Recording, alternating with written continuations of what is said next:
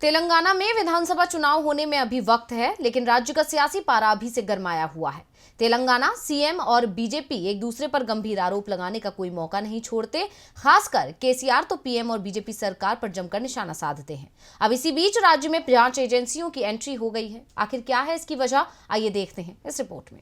तेलंगाना सरकार और केंद्र की मोदी सरकार में अक्सर तल्खियां देखने को मिलती हैं। इतना ही नहीं, जब भी पीएम तेलंगाना दौरे पर होते हैं, सीएम केसीआर उन्हें रिसीव करने तक नहीं पहुंचते और दोनों की ही तरफ से एक दूसरे पर जमकर आरोपों की बौछार भी की जाती है। अब इन सब के बीच राज्य में जांच एजेंसी एक्टिव हो गई हैं और निशाने पर आ गई हैं सीएम केसीआर की बेटी कविता। उसी के चलते सीबीआई की टीम आज सुबह हैदराबाद में तेलंगाना के मुख्यमंत्री के चंद्रशेखर राव की बेटी और टीआरएस एमएलसी के कविता के आवास पर पहुंची।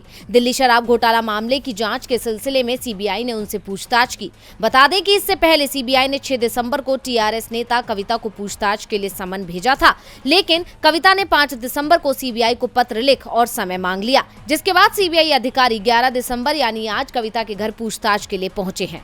वहीं जांच एजेंसियों के निशाने पर कविता के आ जाने से राज्य का सियासी पारा चढ़ा हुआ है। तेलंगाना राष्ट्र समिति का आरोप है कि ये बीजेपी की साजिश है और जब बीजेपी तोड़फोड़ करने में सफल नहीं हो सकी तो अब जांच एजेंसी के सहारे डराने की कोशिश कर रही है। वहीं दिल्ली शराब घोटाले में कथित रिश्वत पर दिल्ली की एक अदालत में प्रवर्तन निदेशालय की तरफ से दायर एक रिमांड रिपोर्ट में के कविता का नाम सामने आया था, जिसको लेकर कविता ने ईडी और सीबीआई को सरकार के इशारे पर चलने वाली बताते हुए कहा था कि चुनाव वाले राज्यों में ईडी और सीबीआई जैसी एजेंसियों को भेजने का नियमित चलन बन गया है। चुनावी राज्यों में मोदी के पहुंचने से पहले ईडी पहुंच जाती है। अब इन आरोपों में कितनी सच्चाई है ये बता पाना तो मुश्किल है।